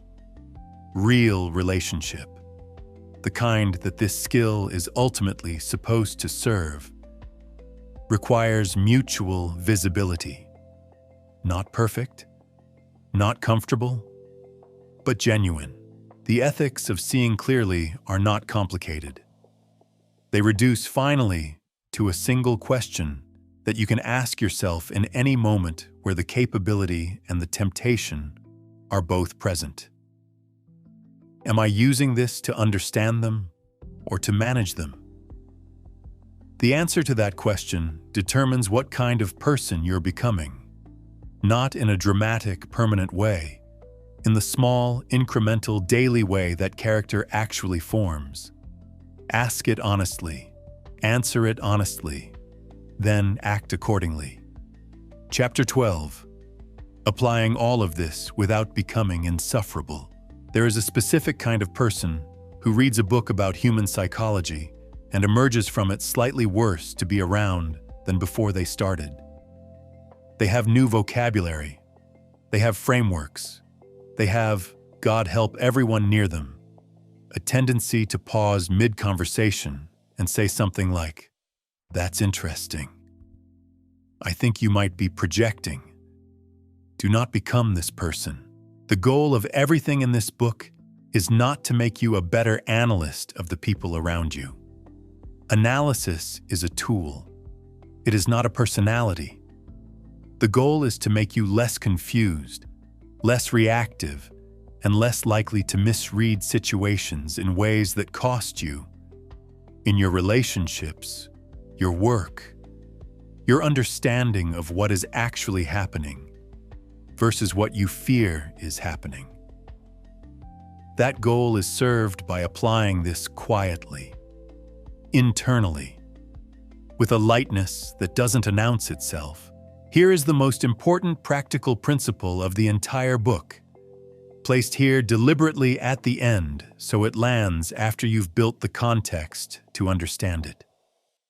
The best use of everything you've learned is to change your behavior, not to explain other people's. The insight is for you.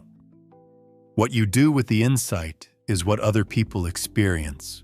When you understand that your colleague's defensiveness is rooted in a fear of being seen as incompetent, the application is not to tell them that. The application is to give feedback in a way that doesn't activate that fear, to frame criticism as problem-solving rather than evaluation, to make being wrong feel safe enough that the defense doesn't need to deploy.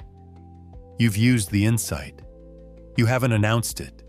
The interaction improves without anyone having to be examined.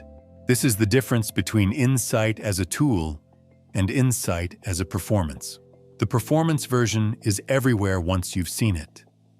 The person who has done some therapy and now explains everyone in therapy language.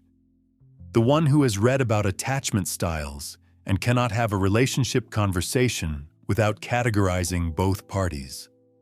The one who treats every conflict as an opportunity to demonstrate their psychological sophistication rather than to actually resolve the conflict. They are technically applying what they've learned. They are applying it in the direction of their own self-image rather than in the direction of the actual situation. The situation is what matters. The situation is where the people are. Let's walk through what actual application looks like in the moments where it counts. Someone you care about is being irrational. Not mildly unreasonable, genuinely, frustratingly irrational in a way that is affecting you. The old response is to argue with the irrationality, to present evidence, to become increasingly baffled and then frustrated as the evidence fails to land. The new response begins with a different question. What need or fear is producing this right now? Not as a rhetorical move, as a genuine inquiry. Because once you can answer that question, even approximately, the conversation changes.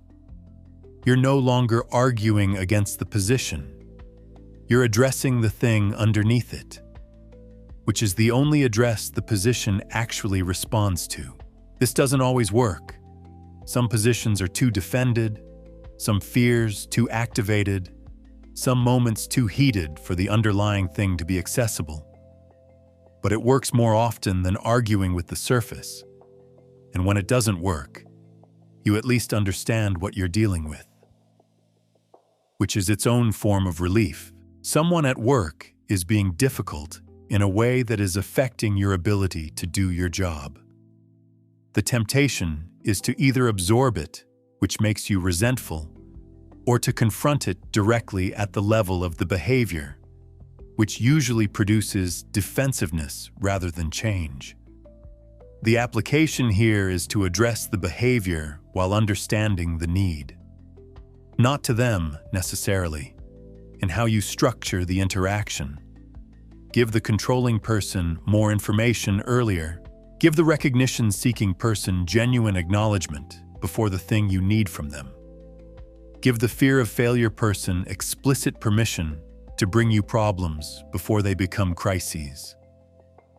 You're not manipulating them. You're removing the friction that the unmet need is creating. The distinction between manipulation and understanding is worth naming one more time here, because it's the one people most often conflate. Manipulation is using knowledge of someone's psychology to produce an outcome that serves you at their expense. Understanding is using knowledge of someone's psychology to produce an outcome that removes an obstacle for both of you. The knowledge is the same. The direction it travels is different. One takes something, one clears something.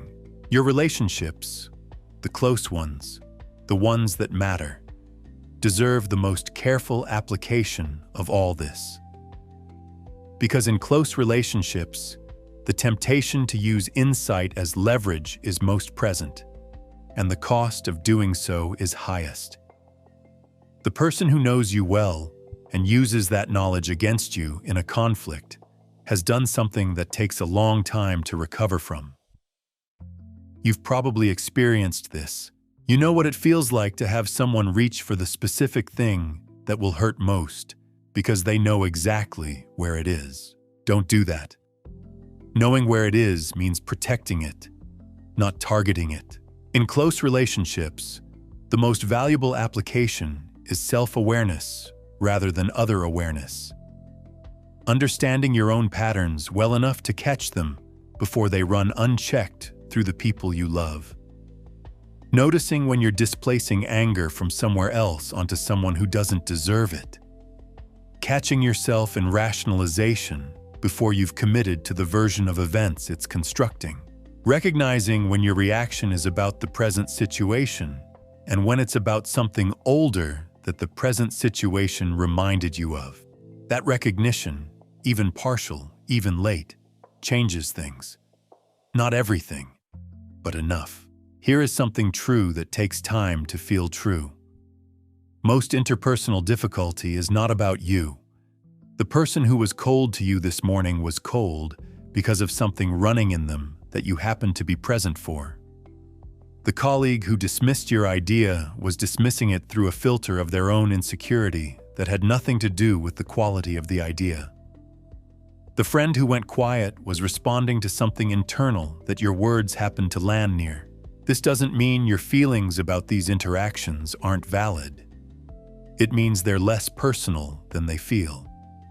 And less personal means less damage. Less damage means more capacity.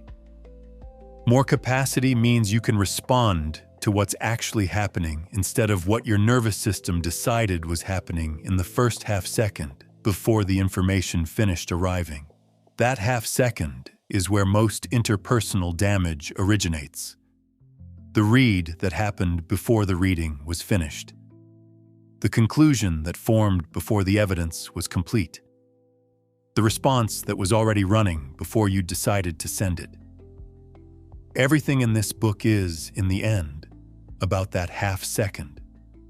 About developing enough awareness of others, of yourself, of the patterns running in the room, to extend that half second into something you can actually work with. Not to be perfect, not to be unaffected, not to become someone who observes human experience from a clinical distance while the actual humans in your life wonder where you went. To be present, more accurately, more completely, with less confusion about what's happening and therefore more actual choice about how to respond to it. That's the application. That's the whole thing. Go do it quietly, in the room, with the people, without announcing it. The ones who do it best are almost never the ones you'd guess. Chapter 13. The person you become when no one is watching. A man sits alone in his car in a parking garage for 11 minutes before going inside to the party. Not anxious exactly, just preparing, assembling, making sure the right version of himself is loaded and ready before he walks through the door and becomes, once again, the person other people experience. He does this every time. He has never told anyone. Most people have a version of this. A gap between the private self and the public one. A transition ritual, however small, that marks the shift from the person you are when no one is measuring to the person you present when someone is. The gap between those two versions, its size, its content, its direction, tells you more about someone than almost anything observable in the public performance. The private self is where the real architecture lives, not because people are secretly terrible and the public self is a lie. Sometimes the private self is actually warmer, funnier, more generous than what gets shown in public. Some people perform smaller than they are, edit themselves down for social safety, hide capacities that have previously been punished or unwanted, shrink in public what is actually quite large in private. The gap runs in both directions. What makes it worth understanding is this. The public self is managed. It responds to incentives, to social feedback, to the continuous low-level calculation of what is safe to show in this context with these people right now. The private self is what remains when those calculations stop. And what remains when the calculations stop is finally the actual person. The question worth asking about anyone you want to understand is not who are they in public. It's who are they when the performance has no audience, how someone treats people they will never see again, How they behave when they're tired and no one they want to impress is watching. What they do with an unexpected hour of solitude. How they talk to themselves, not the inner critic performing for the internal audience, but the genuine, unguarded internal voice that runs in the background of everything. What they find funny when they're not performing a sense of humor. What they're afraid of in the dark that they would never name in daylight. These are not things you can observe directly in most cases, but they leave traces. The way someone talks about people who aren't in the room is one of the clearest traces. Not what they say.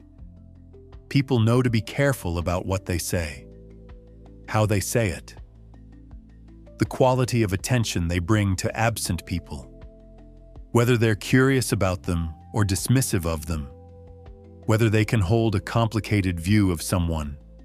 This person frustrates me and I understand why they are the way they are, or whether everyone gets flattened into a simple verdict. The person who can only see people as either assets or obstacles is showing you their private operating system. In the public version, they may be warm and diplomatic.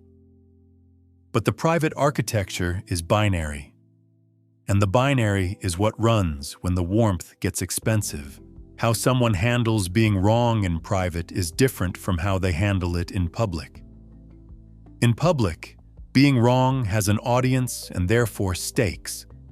The defense mechanisms deploy.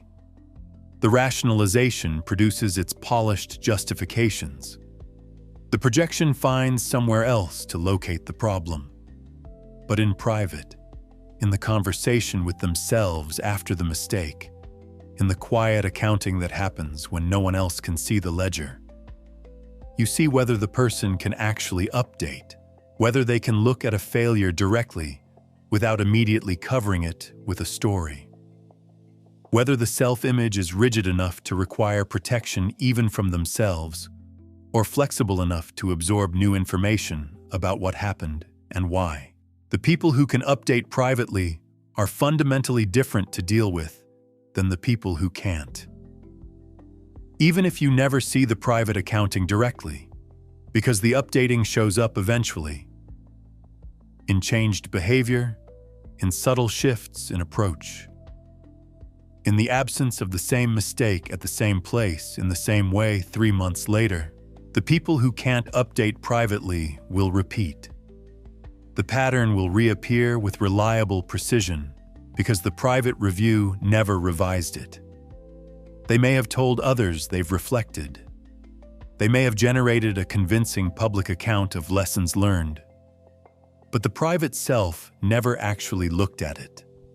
And the private self is where behavior originates. I sat with someone once who had just made a significant professional mistake. A visible one with real consequences. Their public response was gracious and accountable. Appropriate, measured, the right words in the right order.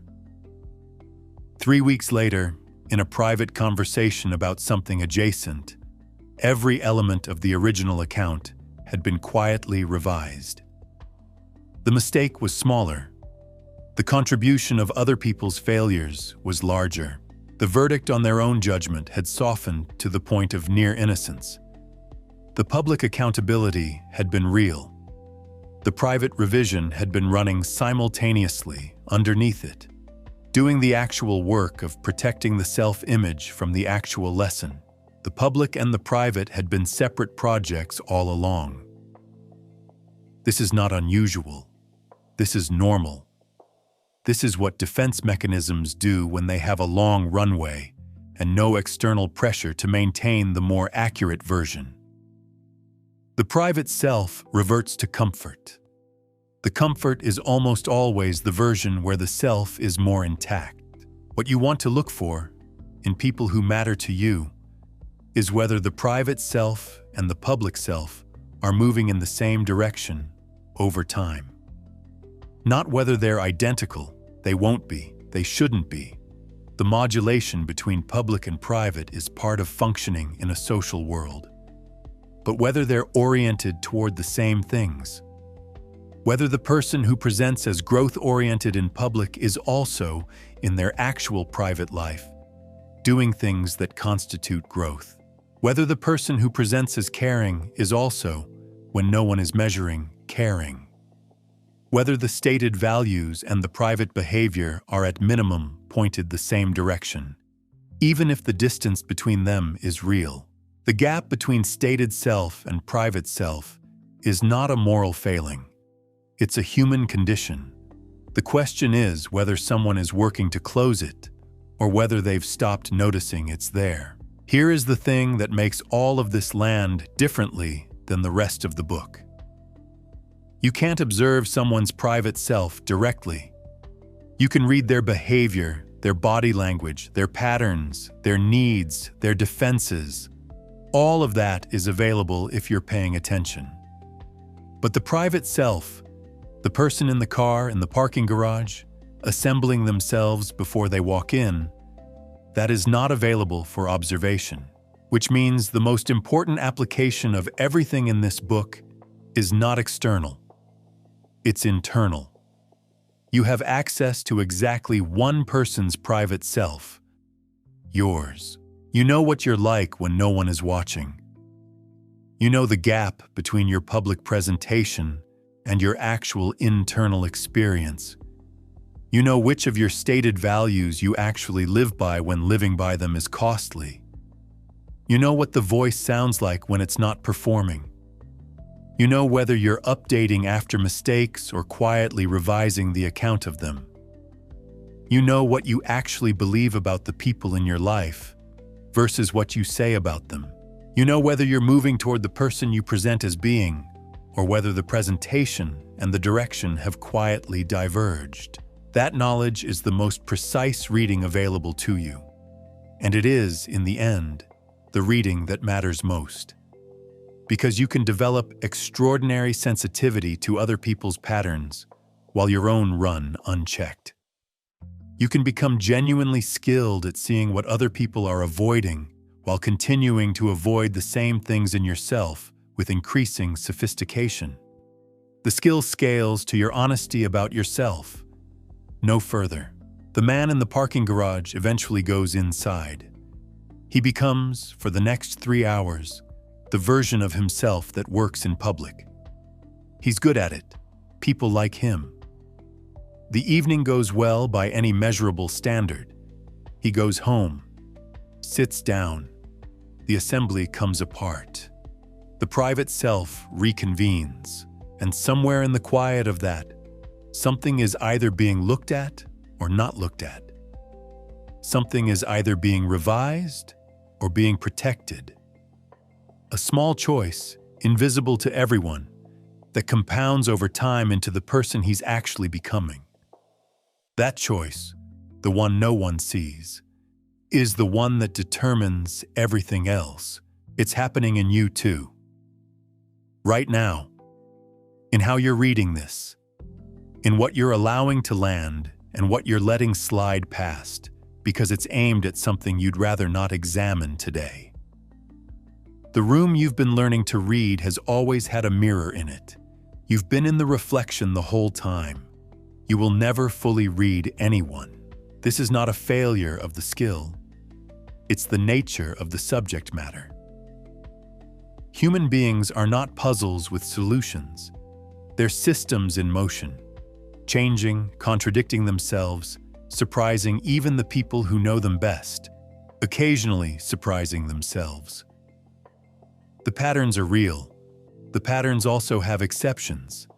The exceptions have their own patterns. It goes all the way down. What you have now is not a decoder ring. It's a better set of questions. Instead of why is this person so difficult, you ask what need is this behavior trying to meet. Instead of why did they react like that, you ask what does this situation remind their nervous system of. Instead of what is wrong with them, you ask what happened to them and when, and what did they build to survive it.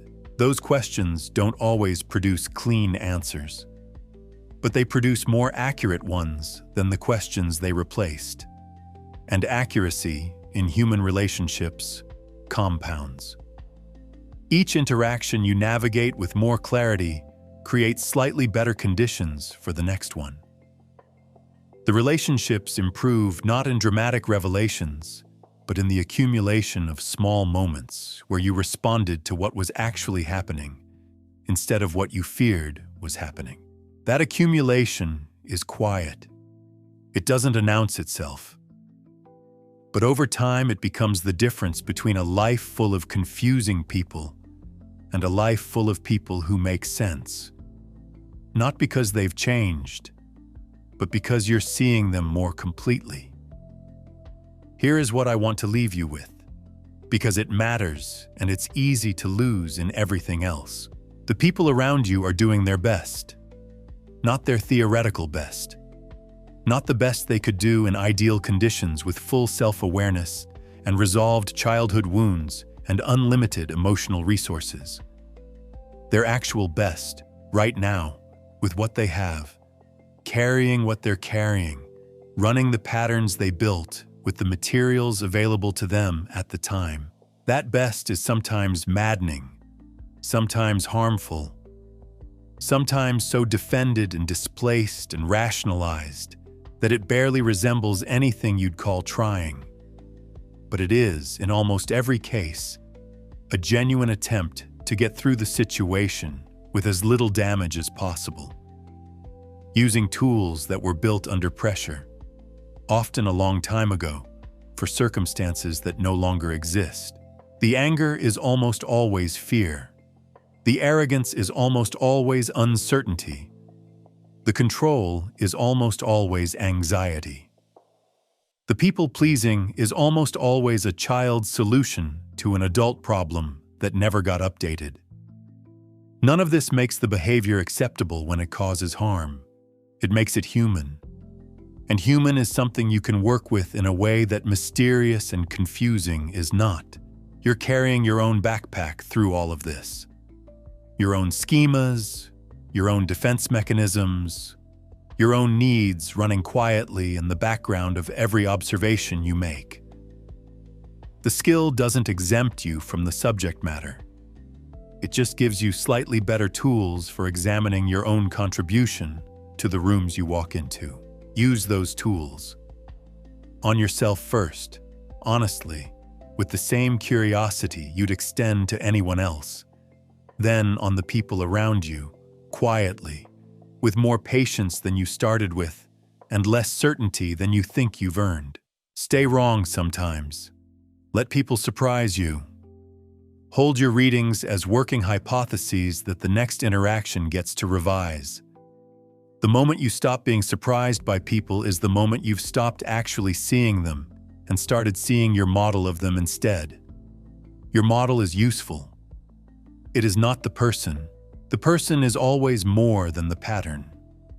Always more than the need, the fear, the defense mechanism, the childhood wound expressing itself in a Tuesday meeting. There is something in every person that exceeds your analysis of them. Something that will occasionally do something completely unexpected and remind you that you were always working with an approximation. That remainder, the part that exceeds the pattern, is not a failure of the framework. It's the most important thing the framework points toward. People are worth the effort of this kind of attention. Not because they'll always reward it, not because understanding them will make every relationship smooth or every interaction satisfying, but because seeing people clearly, really clearly, underneath the performance and the defense and the need and the fear, is one of the few activities that makes you more human rather than less. More connected, more patient, more honest about your own part in everything, more able to sit across from someone in a difficult moment and think, I see what's happening here. I understand something about why, and I'm going to respond to the person rather than the behavior. That's not a small thing. That's most of it, actually. Go back into the room. You know more than you did. Hold it lightly. Use it carefully. Stay curious about the parts you still can't read. There will always be parts you still can't read. That's what makes it worth continuing.